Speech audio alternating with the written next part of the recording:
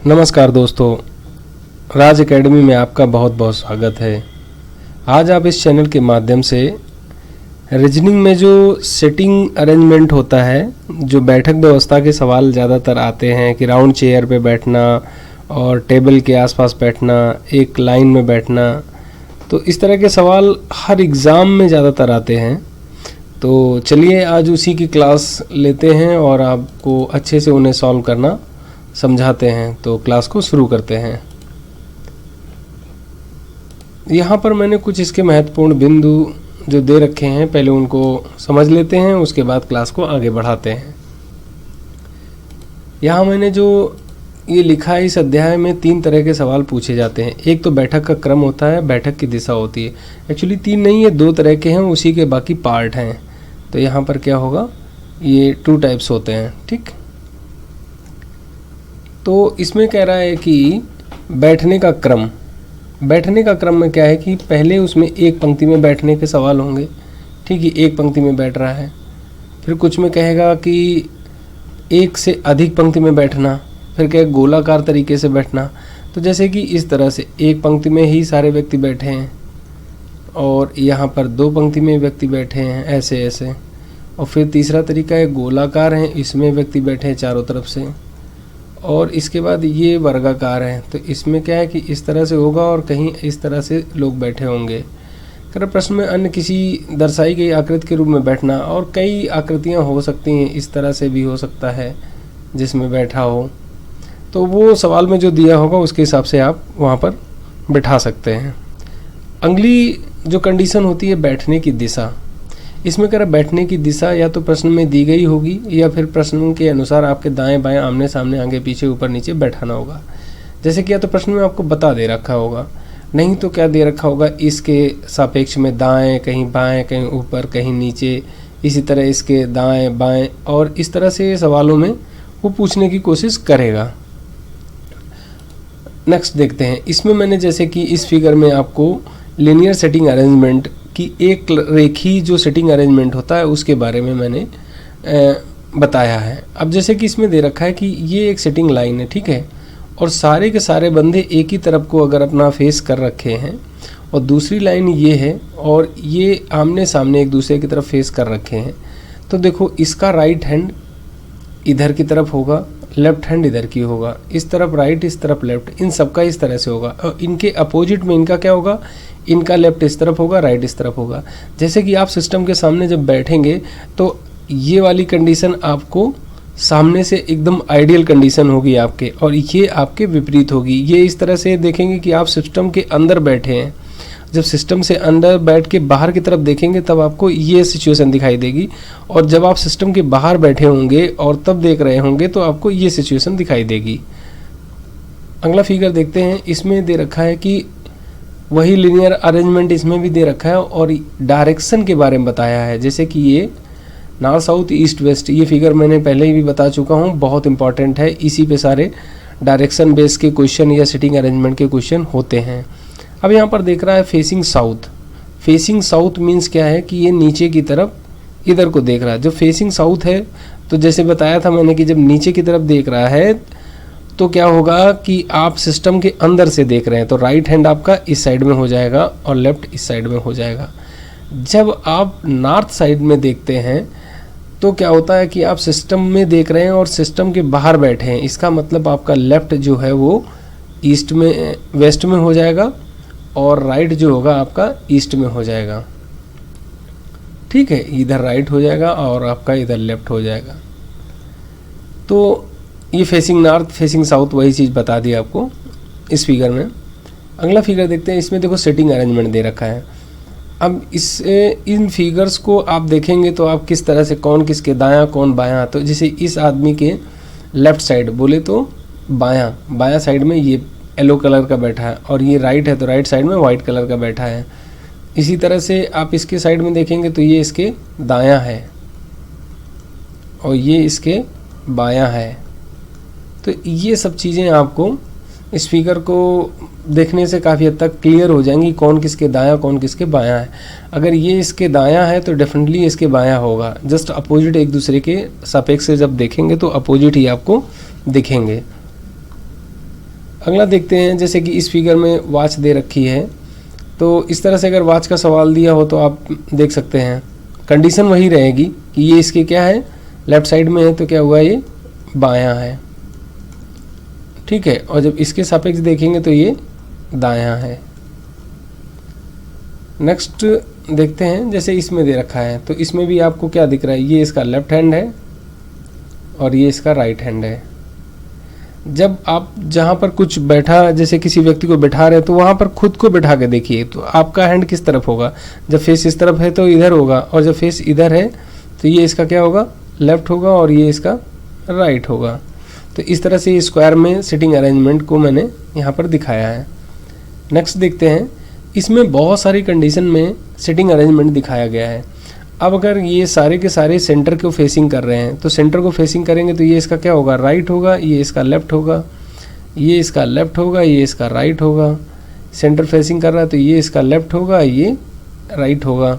इसी तरह से आप इन सब का एक बार अच्छे से देख सकते हैं, और देखने के बाद में जब भी सवाल लगाएंगे तो ये अपने दिमाग में रखना है कि कौन किसका राइट, कौन किसका लेफ्ट है, तो आपको सवाल बहुत आसानी से आप लगा पाएंगे। अगला फिगर यही, जैसे कि हेक्सागोनल वगैरह दे रखा है, तो इसमें लेफ्ट राइट कौन किसके बैठेगा वही चीज़ लिखी है। आपको बस एक चीज़ याद रखना है, जो मेन है वो नॉर्थ साउथ और ईस्ट वेस्ट।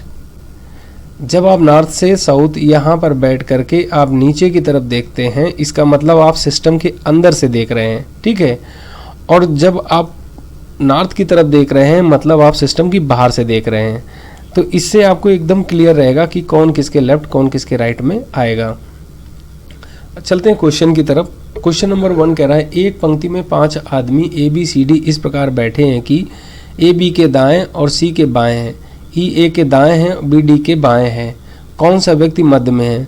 ऐसे सवालों में हो सकता है कि आपसे एक बार में अगर एडजस्टमेंट ना हो तो 2 बार में फिगर 100% एकदम सही बन जाता है, ठीक है। तो अभी इसको देखते हैं, जैसे इसमें क्या दे रखा है, एक लाइन है, ठीक है। एक पंक्ति में 5 व्यक्ति बैठे हैं, ABCD इस प्रकार बैठे हैं कि पहली कंडीशन दे रखी है AB के दाएं बैठा है, तो B के दाएं, तो सारे के सारे अगर हम नॉर्थ फेसिंग करा देते हैं, ठीक, ये सारे के सारे नॉर्थ फेसिंग बैठे हैं। चूंकि फेस नहीं दे रखा है तो आप अपनी सुविधा के लिए नॉर्थ बैठाएंगे तो आप अपने से को रिलेट उसको कर पाएंगे। तो ये क्या होगा, इनका लेफ्ट हुआ और ये इनका राइट हुआ। अब इसके बाद कह रहा है कि A B के दाएं बैठा है और C के बाएं बैठा है, तो C का बायां क्या होगा। अगर C जो है हमारा यहाँ पर है तो C का बायां हो गया ये, तो कह रहा B के दायां है तो B यहाँ बैठेगा, तो B के ये दायां हो गया। अब देखो सवाल यहाँ पर कह रहा है B के दाएं तो B के राइट हैंड में है, और C के बाएं तो C के लेफ्ट हैंड में है, तो ये तो क्लियर हो गया। फिर कह रहा है E A के दाएं है, A के राइट साइड में है, तो राइट साइड में E है तो E किधर होगा, इधर हो जाएगा, ठीक है। फिर कह रहा है B D के दाएं है, तो B जो है D के राइट में है, तो D के राइट में है तो D कहाँ हो जाएगा, यहाँ पर हो जाएगा।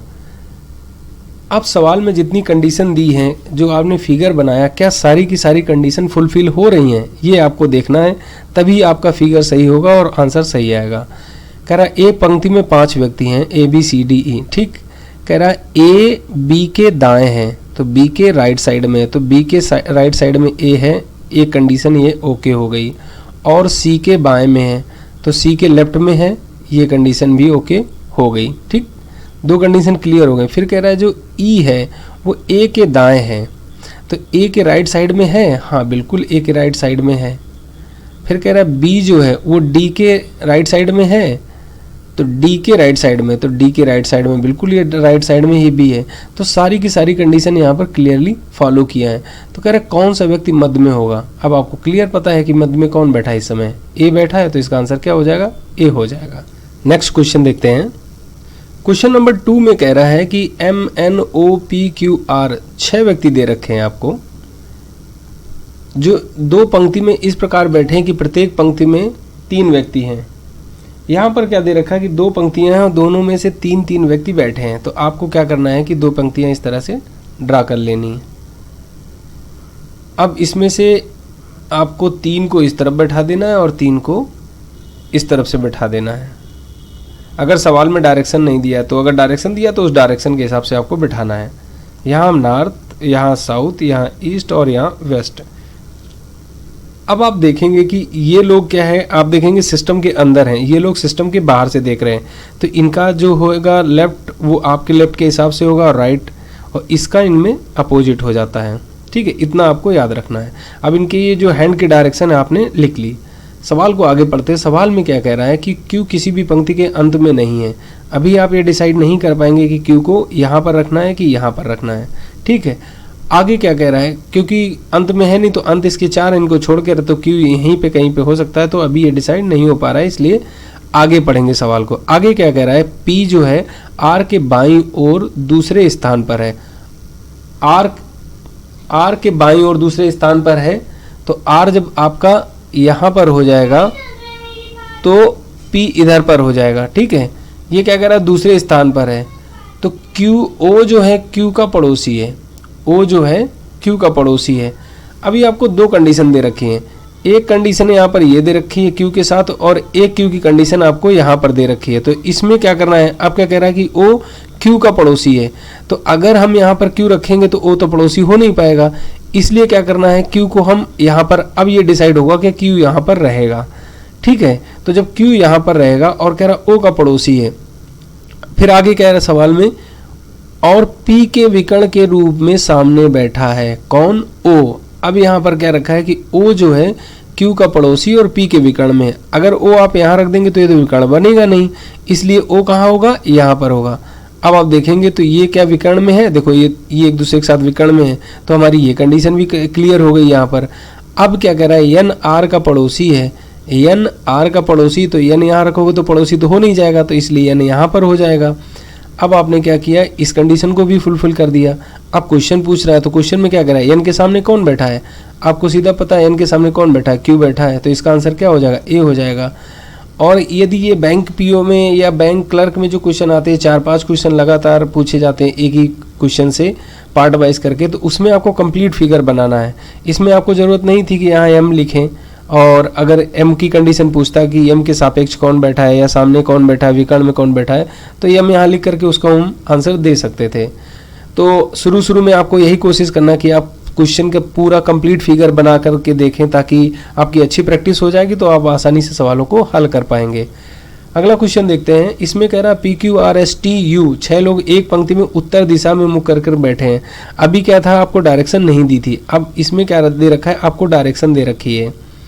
6 लोग हैं, 1 2 3 4 5 और 1 ये 6।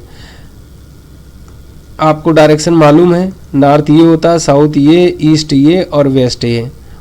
इसमें कह दिया उत्तर दिशा में है, तो ऊपर की दिशा में, इसका मतलब सिस्टम के बाहर है, तो आपके हिसाब से चलेंगे तो लेफ्ट ये हो जाएगा और राइट ये हो जाएगा।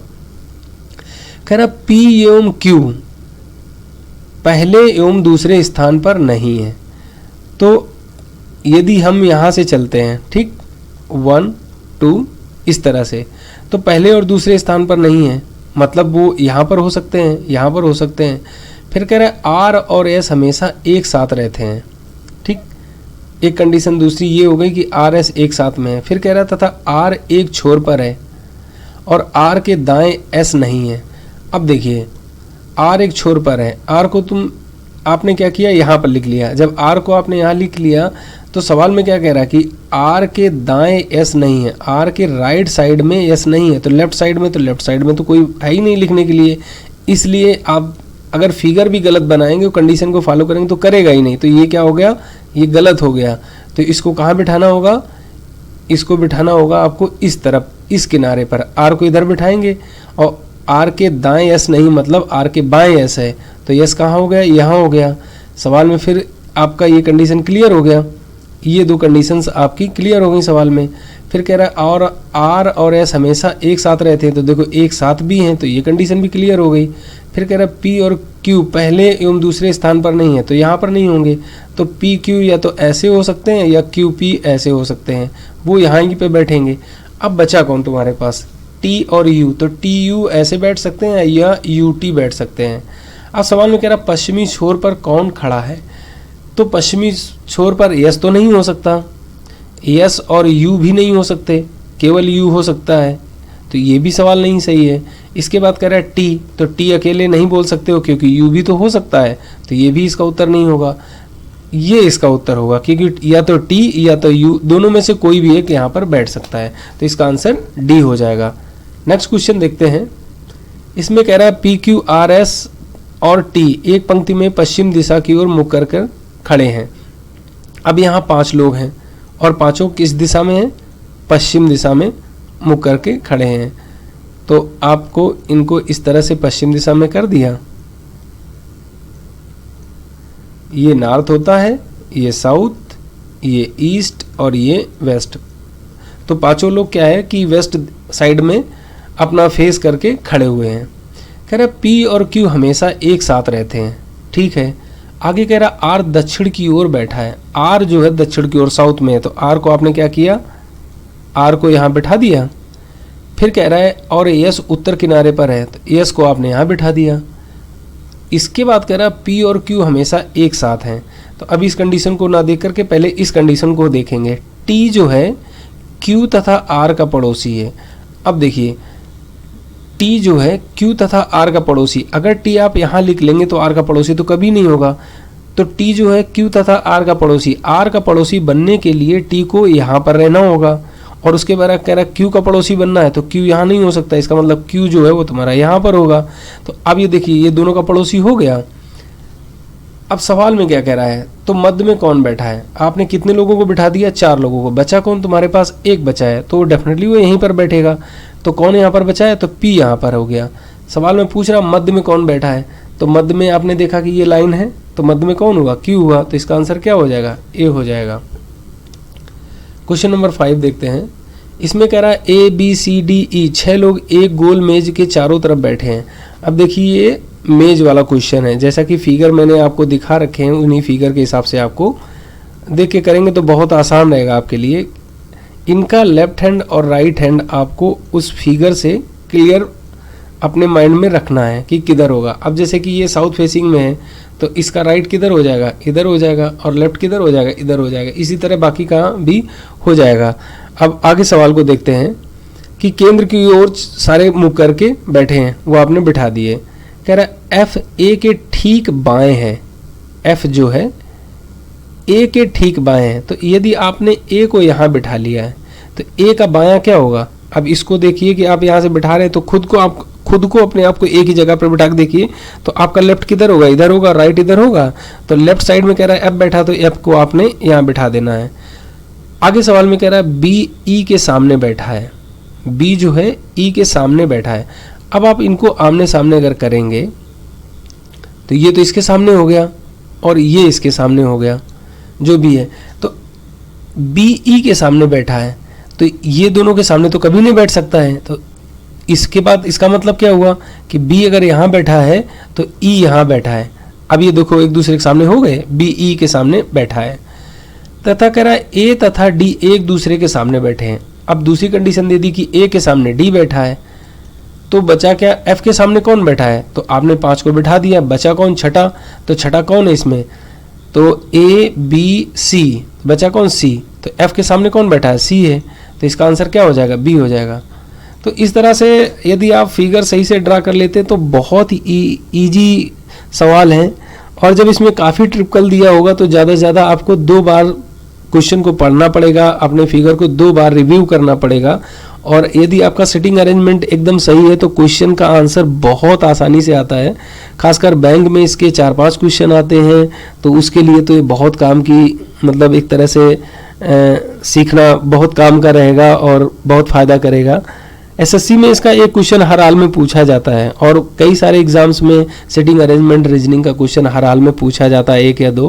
तो सिटिंग अरेंजमेंट बहुत अच्छे से आप सीख सकते हैं। और इसकी क्लास लगभग 2 से 3 क्लास रखूंगा, जिसमें हर तरह की सिटिंग अरेंजमेंट बताने की कोशिश करूंगा ताकि आप इसको अच्छे से सीख पाएँ।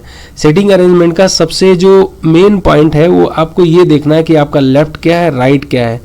बस यदि आपने लेफ्ट राइट सही से समझ लिया तो इसमें कुछ नहीं है, बहुत आसानी से आप लगा सकते हैं।